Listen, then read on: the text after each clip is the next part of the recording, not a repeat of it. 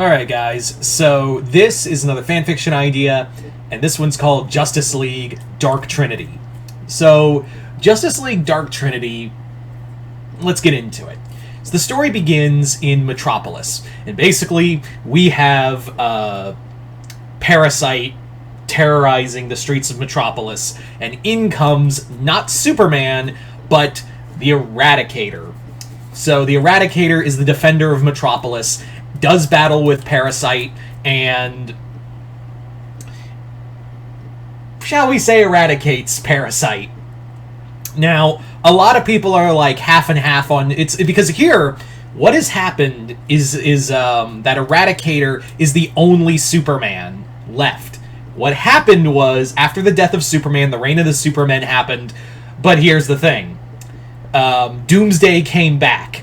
And Doomsday, after a massive battle with Eradicator, Superboy, and Steel and Superboy were both killed by Doomsday, and Eradicator was the only one to take down, of the three Supermen, notice how I'm saying three, of the three Supermen, Eradicator was the last one standing, and Doomsday's officially dead. So he was unable to save Superman in the life pod thing, so yeah. Eradicator does work with Supergirl, who does kind of split time with the Australian Lex. So we're kind of trapped in the 90s right now. Lois doesn't trust the Eradicator because he kills his opponents. And Metropolis is kind of like, well, we're kind of living in a world where Superman gave us hope and light, but Eradicator, he does protect us, and he's, but the thing is, he's a robot. He's a synthetic organism, so he doesn't know how to connect with people. All he knows is to follow, like, look, this is what Kal-El would do, so I'm just kind of following his wishes. I can't connect with humans. Also, when I see a threat, I just go, brr, and the threat is gone. Citizens, you are safe now. Goodbye. And just flies off. So yeah, Eradicator's, like, trying his best, but, like, it's not working. So, but however, while Eradicator is in the Fortress of Solitude, he gets like this weird buzzing in his head, and the whole fortress, like the technology in the fortress just kind of goes haywire for a second. And he's like, what the hell was that? And it's a voice like calling out, like, this isn't right, like this is, help me, help me, please, and the world's not right, and Eradicator is like, oh, well, I'll go I need to call, like, something's wrong. I'll need to contact the Justice League. So, Eradicator is part of a new Justice League, part of a Justice League that, a little different. If you haven't guessed yet, the universe is not quite right. So we still have, like, members like, Fire and Ice, and, Guy is there, Booster Gold is there, Blue Beetle, everyone after the Doomsday fight. But there's also another, like the other member who is Wonder Woman, and it's not Diana, it's Artemis. So what happened? So here, what happened was after the events of Diana, she never got that stupid scantily clad costume. Instead, she just was like, in this continuity, Artemis was like, Diana was like, look, I failed you, mother. I was doing shit in Boston, and I just didn't know what to do with myself. So in here, Diana, instead of like trying to compete with Artemis and acquiesce to him, she actually trained Artemis and like treated her as a sister, like Artemis wanted, and basically like. She like that was her request. Like, yeah, I'll okay, Hippolyta, I will acquiesce to your request, mother, but let me train. Like, Artemis needs training, but it's still Artemis, and Artemis is also deals with Diana's Rogues Gallery permanently. In fact, like, she comes into the JLA tower with a cheetah skin, and she just throws it on the table and is like, that's the Cheetah will bother me no more. Is like, anyone want a throw rug? And they're like, and everyone at the table's like, what the fuck, Artemis? They're like, I miss Diana, but she retired. Same thing with Bruce. And they're like, I wish Clark was still. And they're all. And Eradicator's not like, oh well, I'm here, and you need to deal with it. He's like, that's fair. Like Eradicator's like, I'm sorry, I'm not Clark, but like, I hope to aspire to be him. And at that moment, that's when a senior member of the Justice League comes in, and it's Hal Jordan, Green Lantern. And he's not the leader, but he has like seniority because he was one of the first Green Lantern members. First Justice League members. So he comes in and is like, hey, so I understand, like, we got, the Justice League got called? Like, what's the situation? And Eradicator basically says, like, someone tried to break into the Fortress of Solitude systems. As you know, I'm hardwired into it, but this broke my code, this even broke into my coding, and this was pretty fucked up. Like, this was pretty wrong. So Bloodwind, who's really Martian Manhunter, whole thing, Bloodwind's like, that's impossible. Like, even, Kal-El,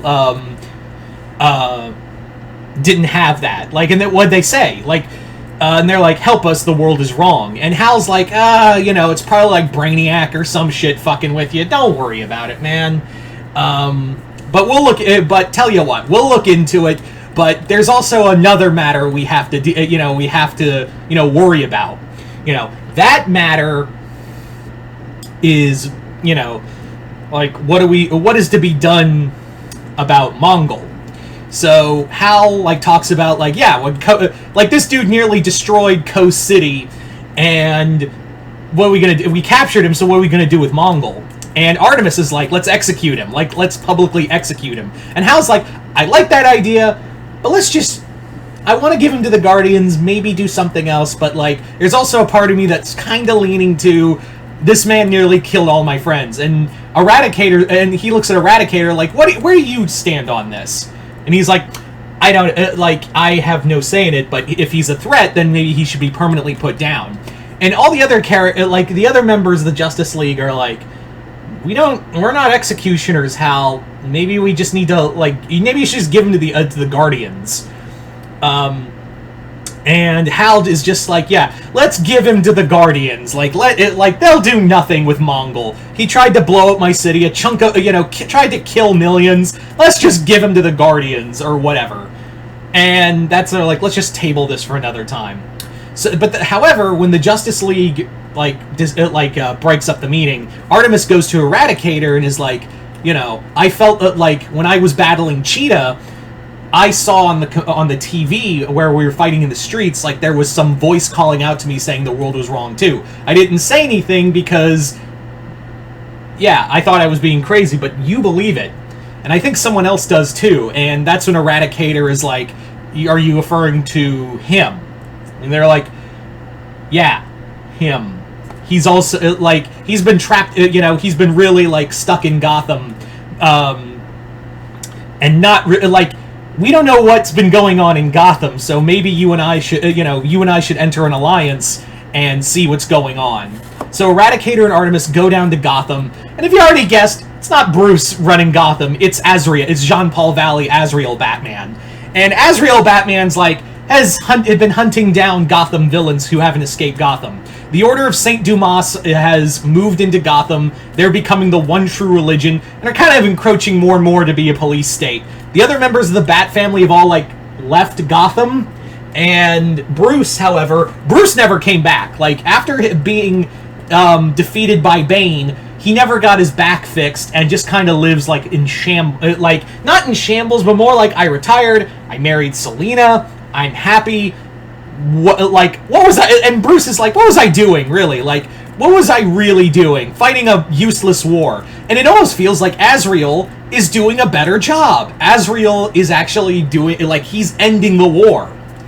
And he's not and even as Bruce Wayne, he's endorsing the new Batman, and kind of trying to keep Azrael from going full-on nuts. So he's kind of keeping a watchful eye on him and kind of guiding him, but he is condoning yeah, Azrael, you need to be the sword of Gotham. I'm glad you killed Joker and have killed Two-Face and all these others. You'll protect Gotham in ways I couldn't. Excuse me. So Eradicator and Artemis go down to Gotham, and and Azrael's like, what are you doing? Like, Azrael, like, encounters them after they encounter members of the Order of Saint Dumas. And Azrael comes down as Batman. He's like, Superman, the new Superman and Wonder Woman. I guess that makes us the Trinity. What do you want in my city? And they're like, we understand that you've been like, there's been something going wrong, and we feel like the world is wrong. And he's like, come with me. So, yeah, they go down to the Batcave, and Azrael says, because he's a dumbass who doesn't know how to work the Bat computer, he's like, I've been seeing like messages and some voice saying like the world is wrong. Do you know anything about that? And Eradicator explains like, yeah, Artemis and I have been seeing that too. What's going on? So they're like, is the world wrong? Like, and even Azrael's says like, I've been having dreams where this doesn't feel right. Like, I should be happy. I should be happy that I've become a greater Batman than the Batman I know. I'm better than Bruce Wayne. Even Bruce endorses me. And even Artemis admits, like, yeah, I've been having dreams too, or it's like, I have everything I ever wanted, but it feels so wrong. And Eradicator is just like, I don't dream because I'm a robot, but, like, even my sensors have constantly been telling me this world is wrong. And that's when, like, Eradicator's like, maybe we can communicate with whoever this is through, my technology. So Eradicator uses his technology to, like, interact with the Bat computer, mixing Kryptonian and Wayne tech together to reach out and talk to whoever this is. And the person it is fucking Hank Henshaw, the cyborg Superman, who's like, his body's digitized and he's constantly in pain. So Cyborg Superman explains the situation to everybody. Cyborg Superman explains the whole thing. Like, he basically goes, there was an event, there was a 0 hour caused by a being known as Parallax, and the Justice League tried to stop him. It failed. They lost. So, Parallax rewrote the universe into how he saw fit, and put you three in charge. He made you the heroes that wouldn't stand up to him and gave you everything you wanted, so you wouldn't get in the way. Also, so the actual Superman, Batman, and Wonder Woman wouldn't get in the way. And they're like, what happened to you? Like, we don't remember you, Henshaw. And he's like, that's because he wrote me out of it's like writing me out of a book. I was there with the Reign of the Superman. You remember me, Eradicator? I tried to kill you. And he's like, and Azrael's like, so you're evil, right? And he's like, I'm kind of the reason he became Parallax. I helped Mongol destroy Coast City, but, yeah, he destroyed my physical body, but I managed, when the universe was rewritten, my physical body is being constantly tortured in a vat in Oa, in a system on Oa that he created. But I put a piece of myself into cyberspace to reach out to anyone. You three were the only ones I've been able to contact so far. And Artemis is like, you're a villain, and you're basically saying, Parallax made the universe better. Why should we want to change it? And he's like, listen, it's not gonna work because this world is fragile. It literally shouldn't, exist. And, like, it's breaking apart even as we speak. Like, every day, Parallax keeps rebooting the universe, and he can only do it so many fucking times. Yeah, I'm an asshole, but, like, I want to live. I live in this universe too. So the three of them are like, well, we have everything we wanted, but we're not real heroes. Maybe we can be when we fix the universe. So yeah, they're like, yeah, so who's Parallax anyway? And they're like, well, you know him already. And that's when Hal comes in, now in full Parallax regalia. And he's like, you motherfuckers just couldn't leave it alone, could you? None of you could just let it go. You had to come in here. You had to ruin everything. So, I wanted to give you everything you wanted. Yeah.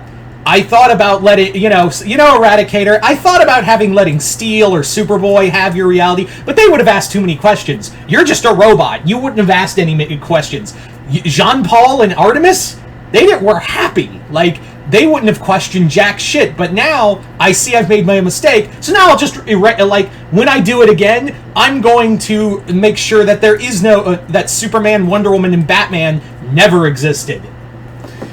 So they fight, they do battle, and they battle Parallax, and that's when the rest of the Justice League comes in, because now they're starting to see that, like, yeah, this universe is fucked up too. And Hal is just like, no, I was trying to make it like it was. That's why I tried to reboot everything. I was trying to make everyone happy. And Azrael's like, no, you wanted to make yourself happy. So by the end of it, they defeat Parallax, and they find the thing he was using, and Artemis, Eradicator, and Azrael are all like standing before, and is like, if we reboot the universe, that'll give them the chance to fix it again. Do we really want that? But no one, we'll go back to who we were in the previous universe. We'll be hated. We'll be disliked. We'll be just a bad memory to the heroes that actually have these mantles, and they're like, we'll be remembered. So they reboot the universe again, and this time, 0 Hour goes the way it should and wins. Basically, what this whole thing was, 0 Hour was going on, and the ending you knew was the second try to beat Parallax to win in 0 Hour. So yeah, the first time 0 Hour happened, they didn't win, and that created this universe, hence why we got so Eradicator, Azrael, and Artemis made sure they got the right ending for 0 Hour. So there you go, guys. That is Justice League Dark Trinity. Yeah, I've been thinking about this idea for a little bit and thought it'd be kind of fun. So you guys tell me in the comments below, what did you guys think of it? Comment below, let me know. Other than that, hope you all enjoyed this. I'm Mr. Multiverse. I'll see you next time in the Multiverse.